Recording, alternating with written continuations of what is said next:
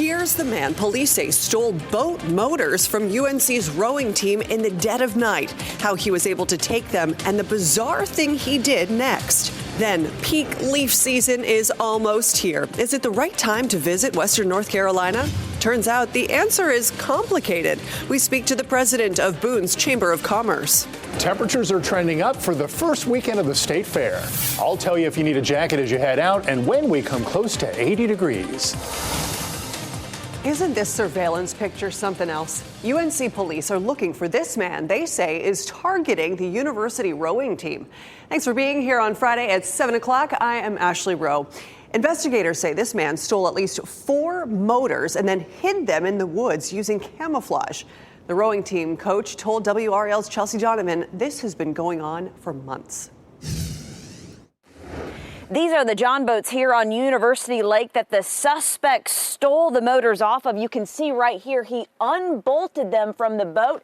And then what he did next is quite bizarre. And that's our coaching platform. That's what we use to follow the athletes. The UNC men's rowing team has had a boat motor bandit on their heels for the past month. We took some measures to try to secure the place a little bit better. Unfortunately, I think this person knew how to get in and out. UNC men's rowing coach Austin Work said about a month ago they noticed motors taken from their John boats here on University Lake where they trained. We got some trail cams and we took them out there and we put them up. Those trail cameras captured these photos of the brazen suspect. From the photographs we saw, it was clear that this person was prepared or had prepared for this and knew what they were doing. They were out there in the darkness. They had flashlights. They had waders. They had camouflage and the whole deal. What they didn't have was a lot of smarts. That's because instead of taking the motors, he hid them, shown in these photos. He was making that face of, uh-oh, this is where I left it and it's gone. And it was kind of a very, very clear gotcha moment. The team actually found 2 of the 4 motors he stole hidden near the lake. Sure enough, right there on the ground, maybe 20 feet from the boat up in the woods, we found our motor covered in a ghillie suit and a bunch of leaves and rocks and dirt. And it was stashed pretty well. Coach Work says this has greatly impacted the team and their training schedule. The guys have to fund their own way. And because of funding their own way, he's stealing from really hardworking young men and women. The suspect has yet to be caught. Coach Work is hoping someone will recognize him. I get the times might be tough for you, but you're stealing from the wrong group of people. If you have any information on the suspect in those photos, you're urged to call UNC police. In Chapel Hill, Chelsea Donovan, WRAL News. All right, I want to bring you live to the North Carolina State Fair now. A busy night over at the fairgrounds. WRAL's Willie Danley is there. You've been monitoring the traffic as well, but love to see that Ferris wheel behind you. Yes, it is, Ashley. It's really a beautiful sight. And I will say busy is an understatement. There has been a consistent flow of traffic here all evening. It actually took me over 20 minutes just to find a place to park. Take a look at this footage that I captured earlier, and you can get a taste of what that traffic is like in this area. And according to people that I spoke to, they're expecting for it to only get worse. The Lenovo Center is currently having a comedy show, and tomorrow night, Sabrina Carpenter is performing a sold-out concert. So they're expecting for there to be a lot of car traffic and foot traffic in this area.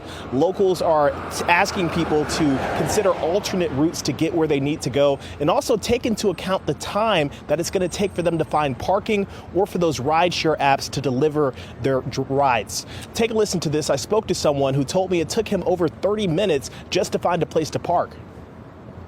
Like, it was just stressed out, and we came early in order to, prevent all this stress, but still it's really like congested. Also, the parking near the fair is really expensive, so it's like we got to figure out a way to, make it affordable for us. Wow. Yeah. And getting to the State Fairgrounds or the Lenovo Center is one thing, but also take into the account the amount of time that it's going to take for you to try to leave, because everyone's going to be leaving at the same time. So that's just something to consider. In Raleigh, Willie Danley, WRAL News. Definitely some good advice. Hey, the weekend's upon us, so let's get you caught up with Friday's big headlines. Here are 5 things you should know right now. All 4 teenagers who escaped from a juvenile detention center in Rocky Mount are back in custody. They took off from the recreation yard last night. At least one of them was on the run for over 18 hours. Investigators found that suspect 4 miles from the development center, hiding in a dumpster. Because of their age, officials could not say why the juvenile suspects were in custody or for how long. Helene is responsible for at least 1,000 landslides in western North Carolina. That's according to the U.S. Geological Survey. Take a look at this. Every one of these dots represents a landslide in that region. Thankfully, the USGS does not believe any more large landslides will be happening in the coming weeks or months. The state attorney general's office says they are working on at least 300 reports of price gouging in western North Carolina. Most of them have to do with food and water. Some also deal with hotel rentals. AG Josh Stein says there are also reports about tree removal and home contracting services. Most of the reports come out of Buncombe County. North Carolina broke an early voting record this election year. More than 353,000 people cast their ballot on the first day of early voting. The previous record was 348,000, set 4 years ago. In-person early voting continues through Saturday, November 2nd, at hundreds of sites statewide. And people working in downtown Durham could soon pay even less for parking. The current discounted rate is $70 a month, but City Council could cut it to just $35 a month. They're also looking at the cost of evening parking permits. The city may cut that from $80 to just $20. This is Brian Schrader in the WRAL Live Center. In the past 5 minutes, we've learned that Chatham County officials have identified skeletal remains found about a month ago in the Haw River. They belong to 62-year-old Gwen Collins of Gibsonville. She'd been missing since August 9th, last seen near her home in Guilford County. Chatham County officials believe that she may have fallen into a creek, the big creek that runs by her home, and she drowned there, and that creek flows into the Haw River. All right. Thank you, Brian. Let's go back out to the fairgrounds again. Willie was just here with us checking on the traffic outside the fair. Carly Haynes is inside the fair. Carly, big crowd tonight, a lot of foot traffic there. How's it looking? Well, tens of thousands of people, and it's really amazing. This fair has been going on for 156 years, but it changes year after year. And we were talking to some of the vendors along the strip, including one in particular that knows this all too well. There's Charlie Barefoot and Sons. They're celebrating their 75th anniversary this year. It started with their father opening it up as just a way to make money, and they just could not have anticipated how much it would grow from there. It started off as hot dogs. They eventually added in some sausages, and they tell us that when it started, it was just dirt all over the roads and a bunch of farming equipment. They say that this is just such a special place. They couldn't imagine life without doing this. It's where they reconnect with people every single time it opens up in the fall. It's been pretty amazing, and the people we meet. We've fed 4 generations of families. It's just gets in your blood. And the vendors are just really what makes this state fair so special. There are 72 new food items this year. Some of these vendors are also donating 100% of their proceeds back to Western North Carolina. You're going to meet some of them tonight at 10 and 11. Carly Haynes, WRAL News, live in Raleigh. Carly, go try some of that delicious fair food and report back to us, okay? WRAL has your guide for parking, saving money, and when to meet your WRAL favorites. Our ultimate guide to the 2024 North Carolina State Fair is on the homepage of WRAL.com. You know, some places in Western North Carolina are open for business and need the customers, but not everyone is ready. So what should you know before planning a trip to the mountains? Let's talk about it in about 2 minutes. Mike? Ashley, we had a beautiful day around here. We will have warming weather into the weekend and also action in the tropics. A newly developed potential tropical cyclone number 15. When this could become Nadine and where it's headed, it's coming up.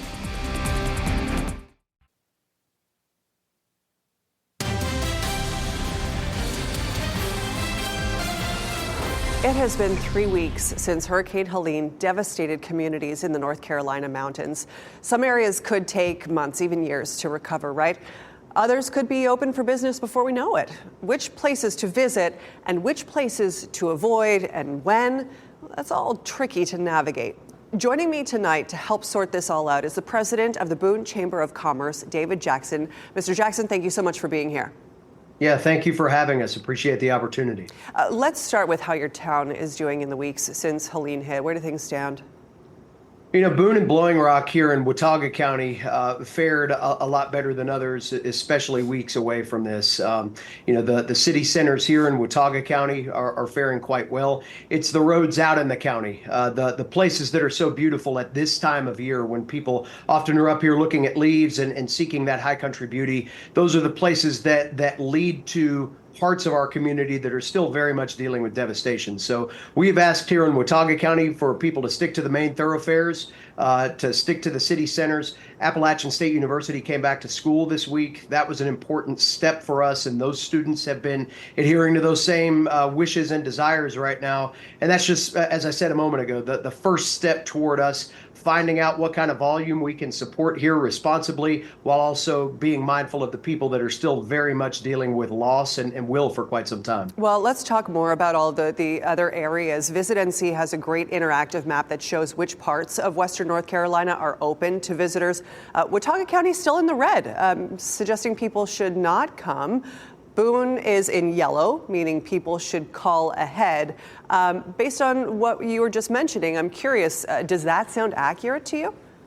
Well, I think that's the part that is the hardest to communicate here, is that there are no such things as absolutes in Western North Carolina right now. So even day to day, you can see that communities will have delays and interruptions because of taking temporary patchwork things and turning them back into permanent. We've seen temporary lane closures and road closures become fairly regular in some of those county roads especially. So that's why I think the call ahead advisory is still there. North Carolina DOT is, no pun intended here, driving the car on this, and they are the ones that are out trying to make those necessary infrastructure repairs, and they are probably the best to advise people on where some of those, again, mountain roads are leading to. Further complicating this is that the Blue Ridge Parkway is closed in North Carolina indefinitely, and that is, again, not only a popular thoroughfare, but that's a way that we get around our community here in Watauga County. So with that closed, that means more congestion,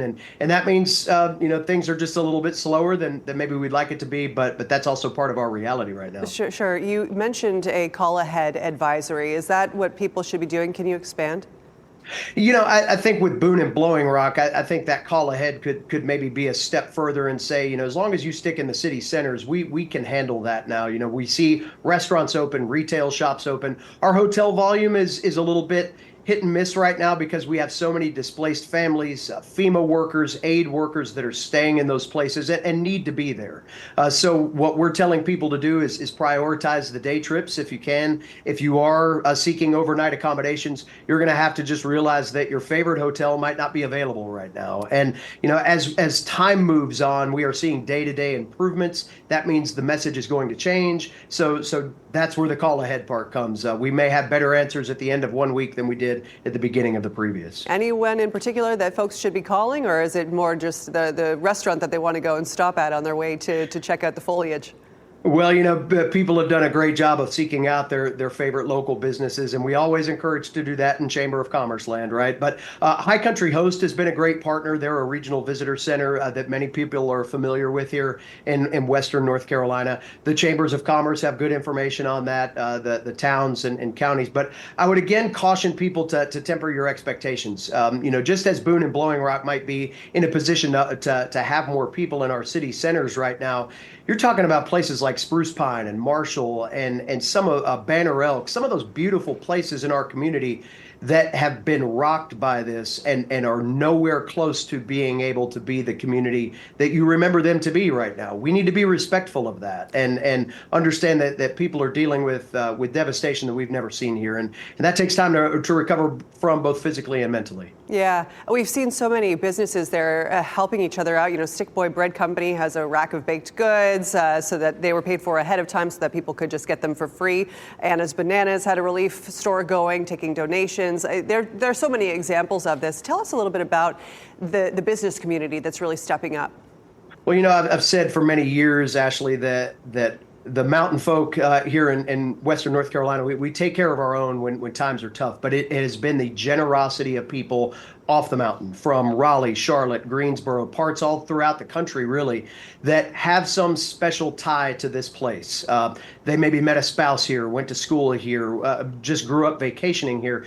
And so that has made for that desire to give back. So our business community rallied around that when it was just really us up here and found ways for people to connect. So whether it was the Stick Boy bread rack, we've seen constant examples of this through downtown Boone, and even in some of those communities I mentioned before, where business can't necessarily happen physically right now, Yep. you can still support those small businesses, and the generosity of those donations and just checking in on people, the physical supplies we saw, that kept us going for the better part of those first 2 weeks. Right. So when you do come back here, you're going to get a hug around the neck from that business owner or that hotelier that genuinely is appreciative for the ways that you were creative in helping support us during the toughest times. David, thank you again for being here. We wish you and your town all the very best. Thank you very much. The fair looks great, too. It sure does. Okay, thank you. Mike, over to you. Yeah, the mountains are such a magical place, and we hope they bounce back as quick as they can. Now, close to home, we had a high of 70 today, but our focus this afternoon or this evening is on the Western Caribbean. Boy, this thing came together quickly. Watching that as a disturbance yesterday with a 30% chance of developing. Now we have potential tropical cyclone number 15, likely to become Nadine. At least that's the forecast. Top winds are 35, moving west-northwest at 7. There is Belize, the Yucatan Peninsula. You got Costa Maya, Cancun, and Cozumel. This is generally moving in this direction. Has the potential to dump up to a foot of rain in some isolated locations, more likely 4 to 8 inches of rain. And by 2 o'clock tomorrow afternoon, top winds are at 40 prior to landfall. So it's possible this could become Tropical Storm Nadine. And then it would move farther inland, dumping some very heavy rainfall. Now, the system that we thought would become Nadine started at a 60% chance of tropical development farther out into the Atlantic earlier this week, now down to a 20% chance. But we're not going to call this off. We saw the same thing happen with Helene in the Gulf of Mexico. Didn't think it was, or I should say Milton, thought this was going to be nothing, and then Milton suddenly came to life. This will generally move to the west-southwest, and the American model actually has something developing here late next week and next weekend. We'll watch to see if that is the case, but close to home, we have nothing to worry about. Neither system is heading toward us. 37 the low this morning, 70 the high this afternoon. That's the beginning of the warming trend. 59 at RDU right now with the dew point at 42. The air's still very dry, so we'll cool off nicely tonight. 53 at South Hill, 54 at Roxborough, 54 at Southern Pines. And this is how we cool down by daybreak here in the Triangle. We expect about 41, and some of the colder rural locations will likely have a frost again with temperatures in the 30s. And weekend at the State Fair looks pretty good. 72 on Saturday, 75 on Sunday. On Sunday, just a tad milder. That's the only difference, and lighter winds. Both days will feature comfortable humidity. So if you're heading out to the State Fair, have a great time. And it's quite possible the entire run of the State Fair could be dry. So frost and spots tonight. We had 32 this morning in Sanford and Siler City and Roxborough. Possibly not that cold, but cold enough for a light frost in some spots. 39 at Durham and Rocky Mount, 40 in Fayetteville, 40 in Goldsboro, and then the highs tomorrow a little bit warmer than today. 70 at Roxborough, 70 in South Hill, with dew points in the 30s and 40s. This is going to feel so nice to be outside and walking around on the Midway in the next couple of evenings. Make sure you have warm clothes, because in the afternoon it'll be comfortable, but it will cool down quickly once the sun sets. Could be up to 80 next Wednesday. Another cool front Thursday. Doesn't bring any rain, Ashley, but it brings in more cool air for next Friday. Very good. Thank you, Mike. This weekend, all about the State Fair, and so is your Friday moment of nostalgia. We go into the WRAL archive after the break.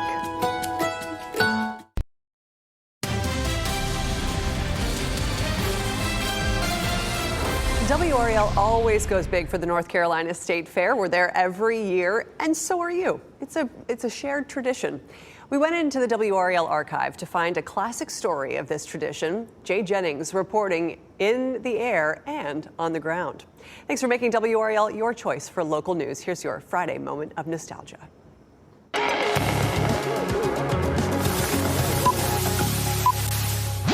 It's a really neat view of the fairgrounds here. As we'll take a look outside, you can see Dorton Arena and the racetrack, and we're going to take a look, zoom in over toward the Midway area, the concession area. Setup has begun, and here at the North Carolina State Fairgrounds, it was a big day here for those folks who have been on the road and make their living on the road. Mostly just setting up and getting ready for Friday. Just a general setup and cleanup. The State Fair is in the air, and the setup has begun. Oh, I love it. All the people, you meet strange people, you meet nice people. We take care of one another. This is like another family. Everybody helps everybody. And today, everybody is helping set up and clean up. That's all part of it. The setup is part of the actual work. Elijah McLean does this 9 months out of the year. And here, it's turkey legs. Oh, yes, sir. Turkey legs is the thing here.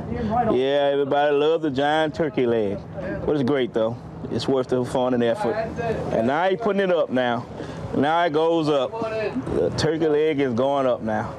But there's some big news on the other side of the fairgrounds, and I mean big. This one in the back weighs 856 pounds, and this one weighs 755 pounds. Charlie Brown doesn't have a thing on these great pumpkins. You could probably make 600 pumpkin pies out of it. Wallace Simmons brought in not just one record breaker, but two. Well, when they both got up to about 500 pounds, I knew I was getting pretty close, and I still had quite a bit of growing season left, and they were still doing real well. The vine was in good condition, and the pumpkins were growing every day. I knew I was going to get close to the state record, and I was hoping it would make that, and then, of course, it did. And you are looking live at the education building on the state fairgrounds, and that's where those two record-breaking pumpkins are housed. Just a beginning of a big week of preparations here for the North Carolina State Fair. Reporting live from Sky 5, this is Jay Jennings. Keep watching WRAL News over the air Channel 34 and Spectrum Channel 1257.